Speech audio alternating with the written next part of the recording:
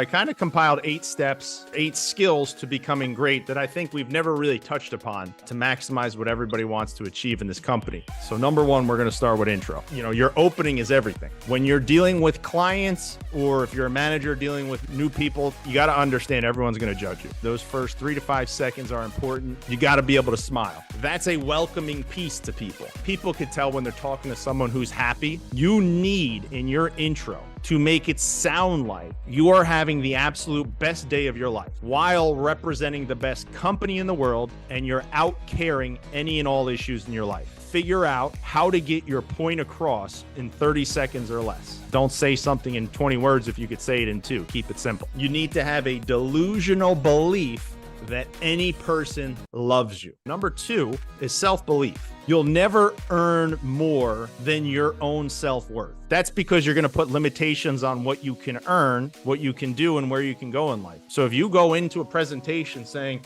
I haven't closed my last 4, so I'll probably not close this one, that's not going to help you. They can buy as long as you put a show on. And if you have that delusional thought that everyone loves you, none of that other stuff's going to matter.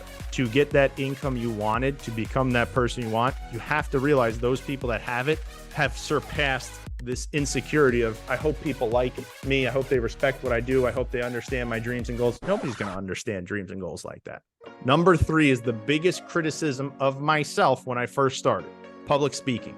People need to want to hear what you're speaking. So whether you're speaking to 1 or 10,000, you're public speaking. You need to study, and you need to be in the pursuit to master articulating yourself to move them to do what you need them to do. So everybody, when you're studying more about sales, you're studying more about products, you have to be honing your communication skills. I could read you the script of some public speaker, what they're going to say, but if I don't put emotion and energy and practice and tempo and stuff, it's not going to do anything. So here's 3 steps for it. Number 1, practice. Anything you do, repetition will always be the mother skill. Focus on what you want to say. When you watch the recording, ask a stranger, do you think I conveyed it well?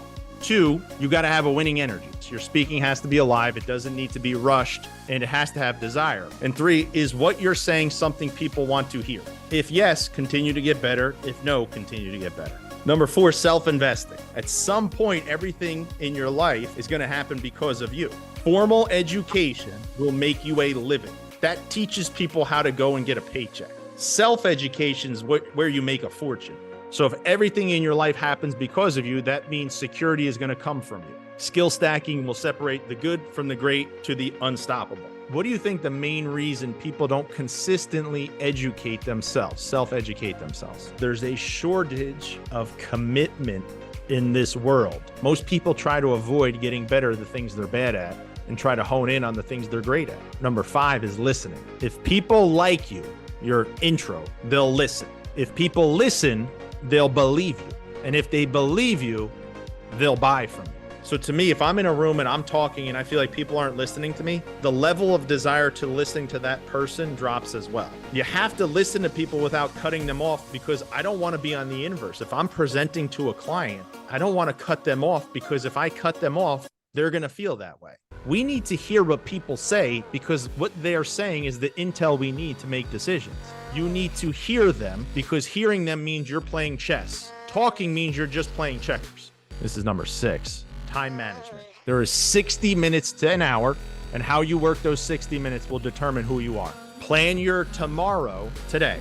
If you prioritize things and you schedule it and you stick to a schedule, you will own your time. 1/3 of our lives are drawn to sleep and sleep-related activities. But I don't want to give up one of the other 2/3 to social media or wasteful activities when I'm trying to get something above average. Well, time management is a time budget.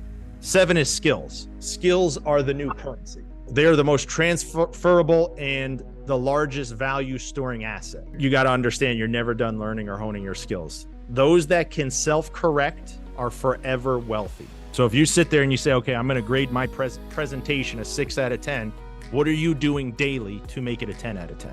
Average people with laser-like focus are more dangerous than distracted talent. Because I know so many people with distracted talent, they're broke.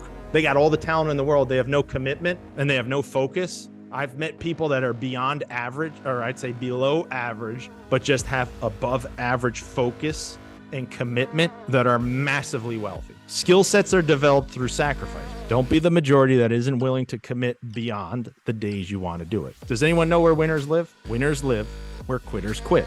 Failure is a lesson and part of the price. Don't sell the will to win to a dream killer.